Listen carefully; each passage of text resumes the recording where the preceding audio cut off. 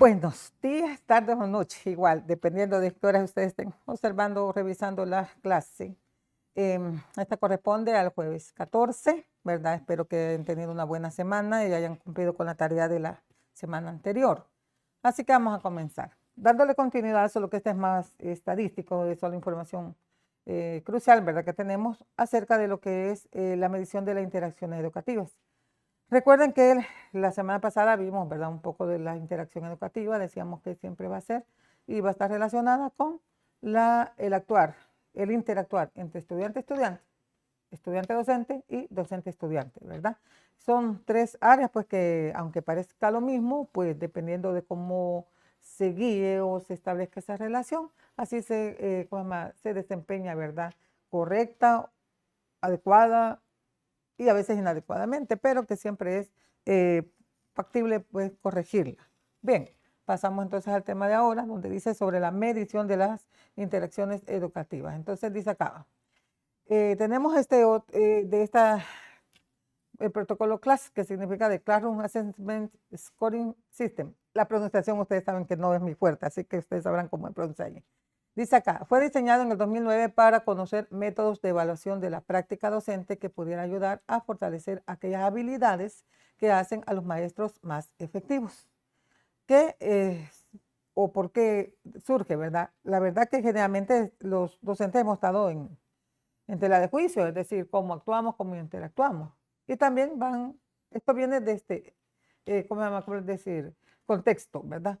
En el contexto en donde yo comencé a trabajar, pues prácticamente el docente tenía autoridad y mucho respeto de parte de los padres de familia. Claro, ya dentro del aula, pues uno se imponía, así el término, ¿verdad? Con respecto a la disciplina. Trasladémonos al momento actual, pues ya sabemos que eso ya no es posible, ya no se debe, etcétera, ¿verdad? Que estamos bastante condicionados pues a otras situaciones que como pueden favorecer, pueden entorpecer, ¿verdad? Porque el docente que sí se pasaba de la línea, exigía mucho.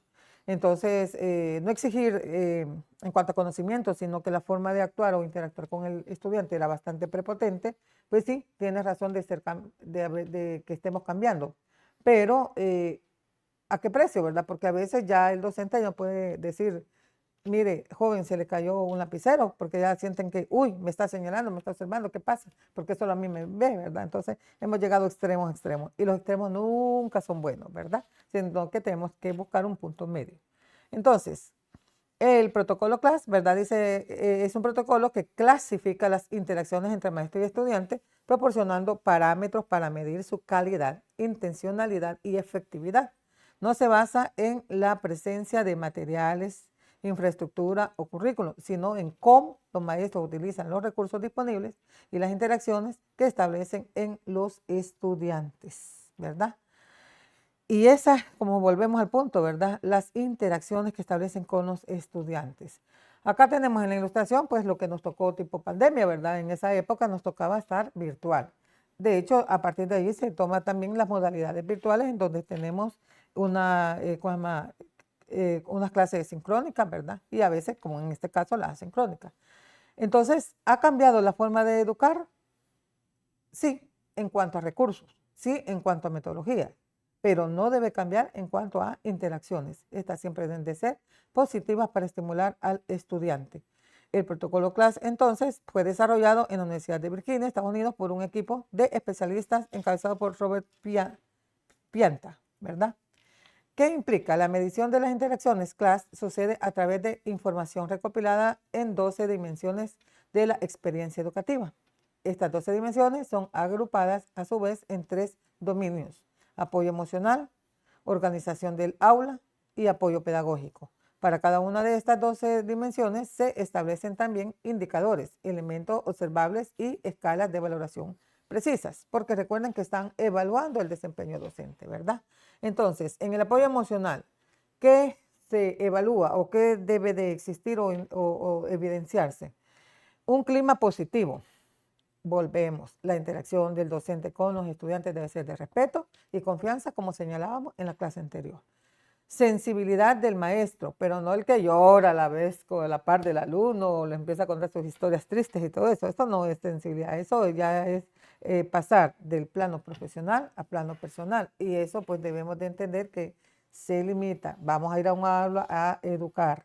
Entonces, sensibilidad del maestro con respecto a escuchar, comprender, entender, ¿verdad? ¿Por qué está pasando un estudiante en un momento dado y que por qué está fallando en nuestra aula?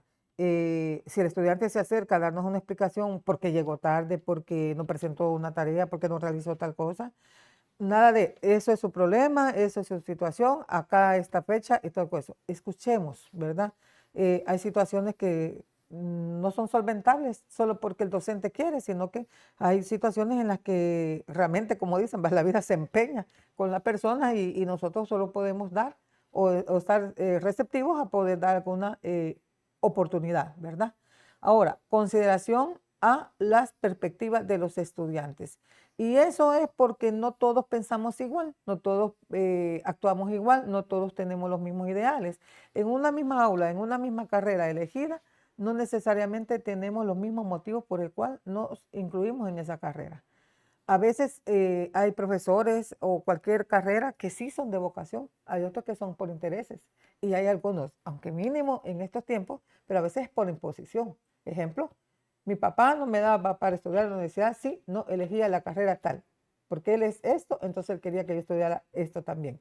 Y no tiene ni el interés ni la mínima, ¿verdad? Motivación por ser profesional en esa carrera. La va a estudiar, la está estudiando, pero obviamente con todo el desgano del mundo. Entonces, ¿qué debe hacer o cómo va a hacer?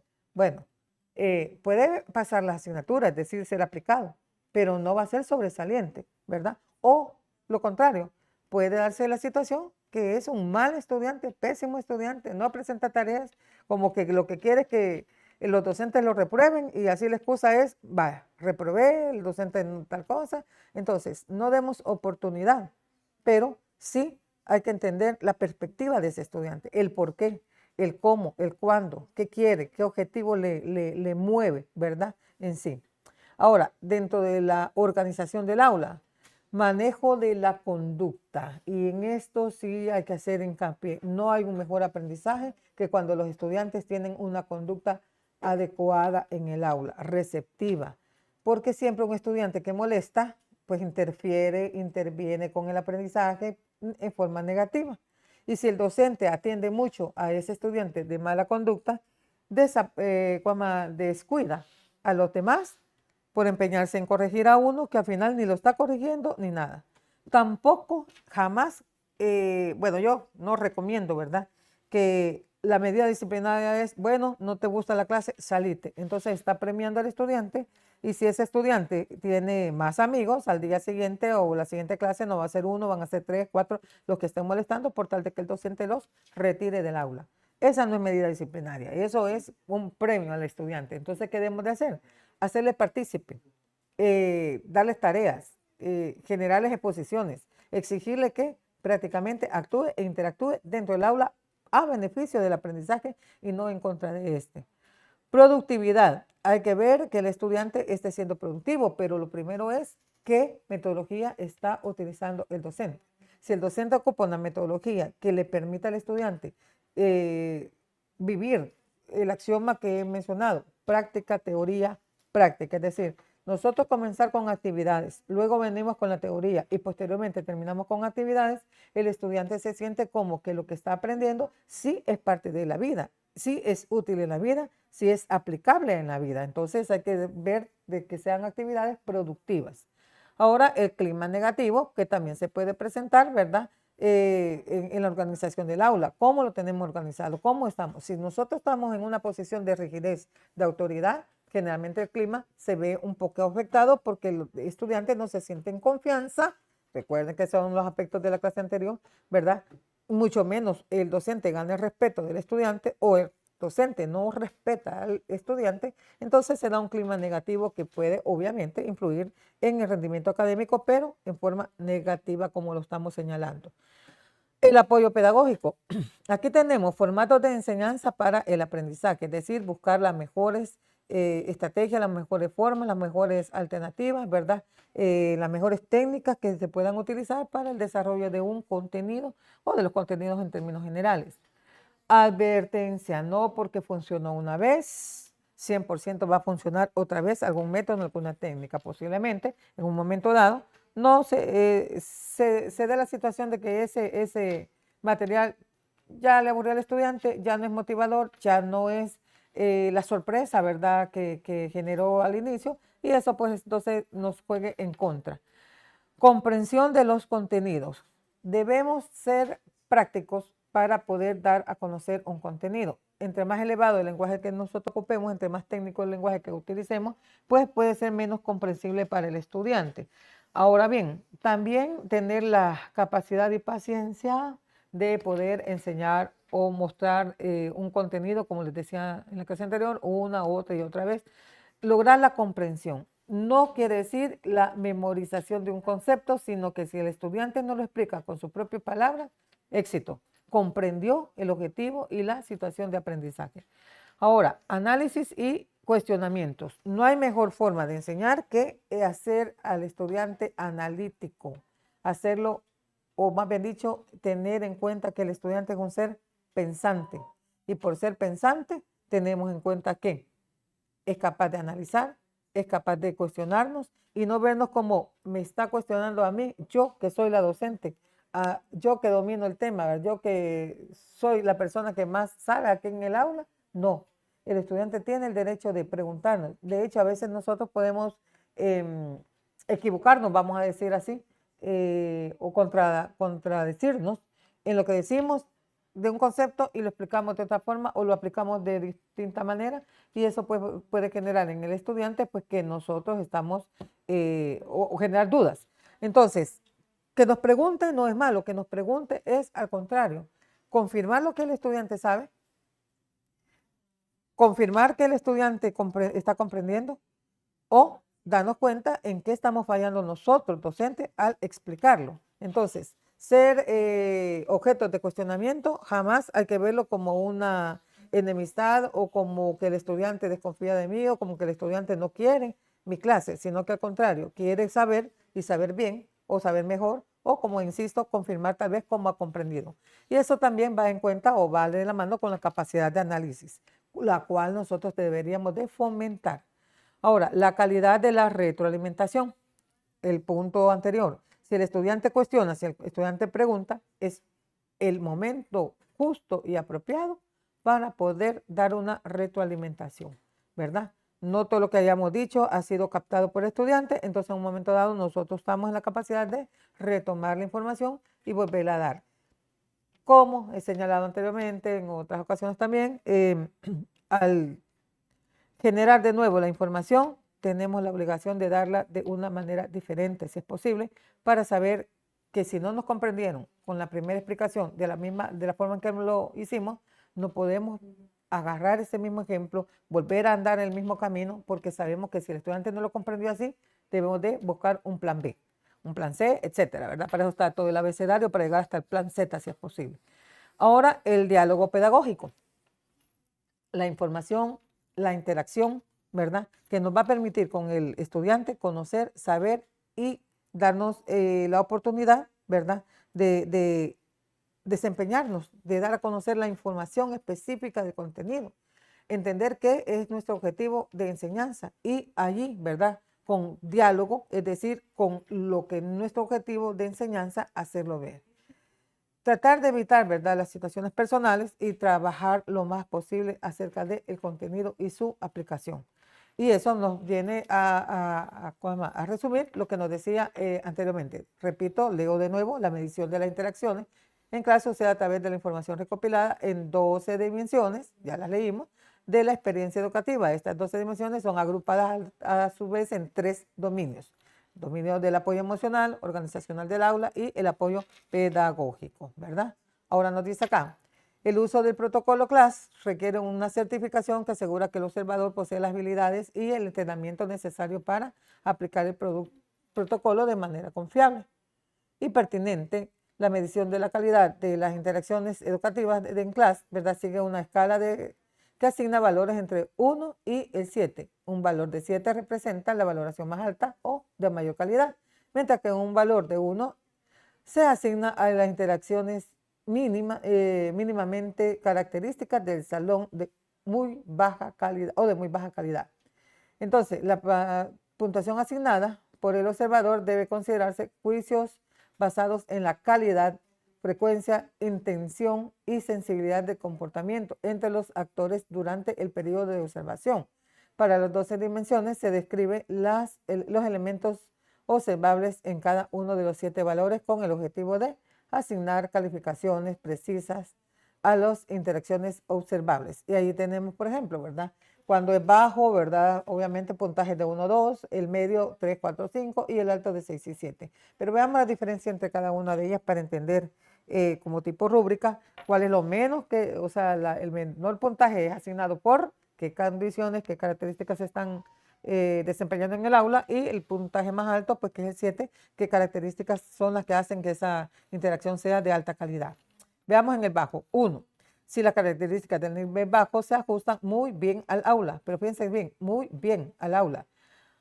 Maestro, están presentes todos o casi todos los indicadores del nivel bajo. Ahora, 2. Las características del nivel bajo se ajustan en su mayoría al aula. Maestro, hay 1 o 2 indicadores del nivel bajo.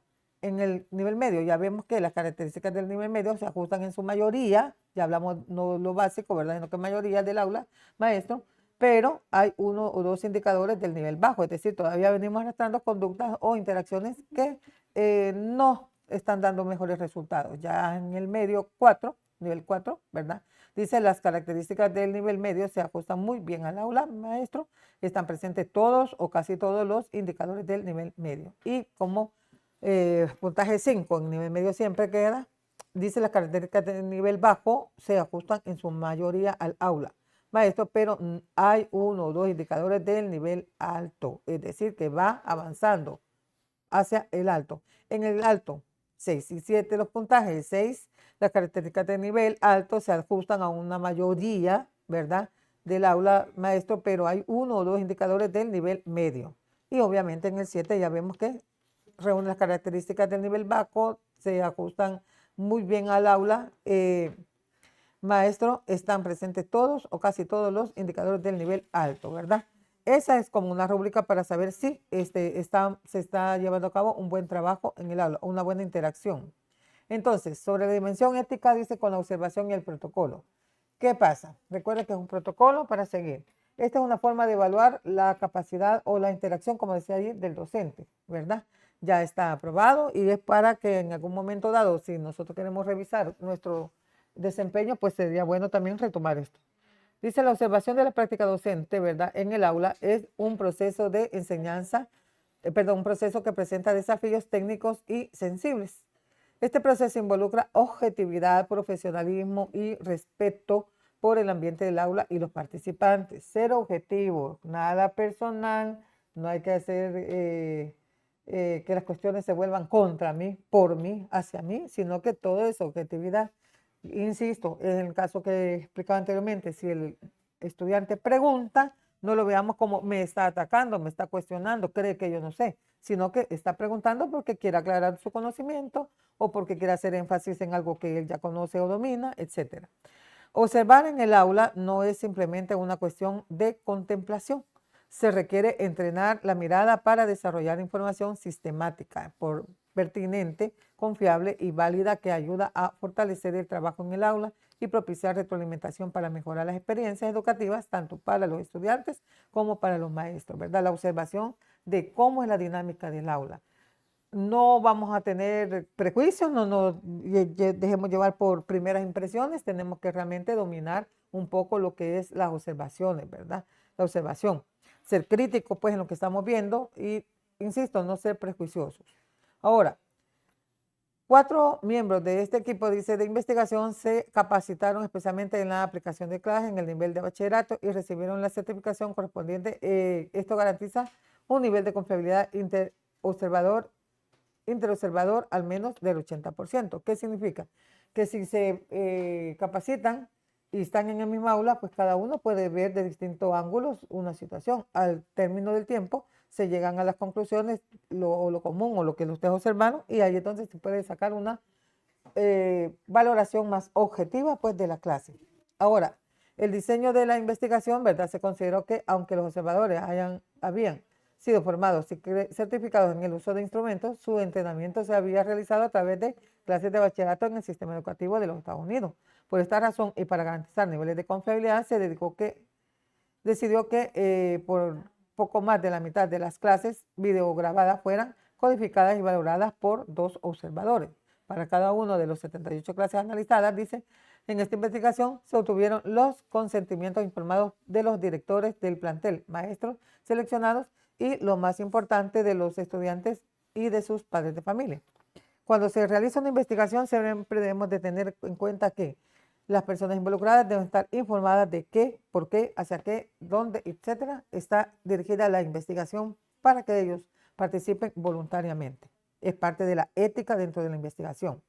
Sobre la muestra de clases de educación media superior, veamos qué resultados dieron. Dice acá, en esta investigación participaron planteles del nivel medio superior de diferentes subsistemas. Los detalles son los siguientes. Participaron 13 entidades federativas.